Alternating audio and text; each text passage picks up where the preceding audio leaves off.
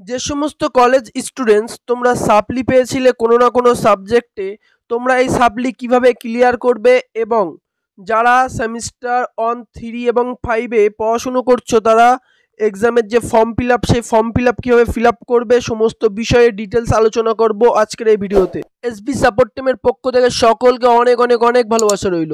দেখো, তোমাদের এই যে সাপ্লি সাবজেক্ট তোমাদের ক্লিয়ার করার জন্য একটি ফর্ম কিন্তু ফিল আপ করতে হবে, সেটা এক্সাম ফর্ম ফিল আপ। এই ফর্মটি ফিল আপ করার জন্য তোমাদের একটি নির্দিষ্ট পেমেন্টও কিন্তু করতে হবে।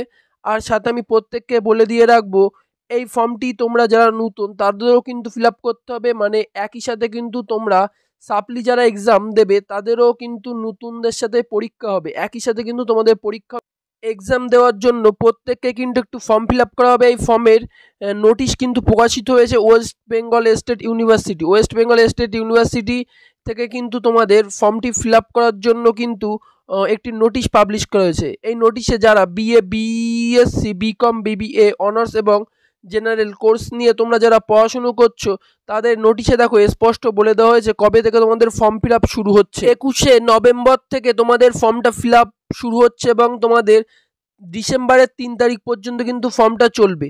তাই প্রত্যেকে তোমাদের 21 তারিখ থেকে 3 তারিখের মধ্যে ফর্মটা ফিল আপ করে নেবে এবং ফর্মের সাথে সমস্ত ডকুমেন্টস অ্যাটাচ করে কিন্তু প্রত্যেকে কলেজে জমা দেবে। সেটা কিন্তু 4 তারিখে ইউনিভার্সিটিতে সাবমিট হবে।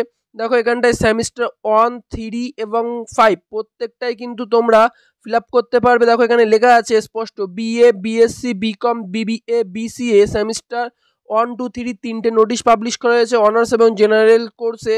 দেখো, এখানটায় আরও লেখা আছে যে যারা তোমরা ব্যাকলগ ক্যান্ডিডেট তাদেরও কিন্তু এটা পেমেন্ট করতে হবে 450 টাকা। কীভাবে তোমরা ফর্ম ফিল আপ করবে তার সমস্ত ডিটেলস নিয়ে আমি একটি নেক্সট ভিডিওতে বানিয়ে দেব। অবশ্যই তোমরা ভিডিওতে একটি লাইক করে দাও, আর যা চ্যানেলটা এখনো সাবস্ক্রাইব করিনি অবশ্যই সাবস্ক্রাইব করে রাখো। কীভাবে তোমরা ফর্ম ফিল আপ করবে সমস্ত ডিটেলস নিয়ে আমি এই ভিডিওতে আলোচনা করব। আর আমি তোমাদের একটি কথা বলে রাখি যে কিভাবে ফর্ম ফিল আপ করবে, নিজেরাই কিন্তু ফর্মটা মোবাইলে ফিল আপ করতে পারবে।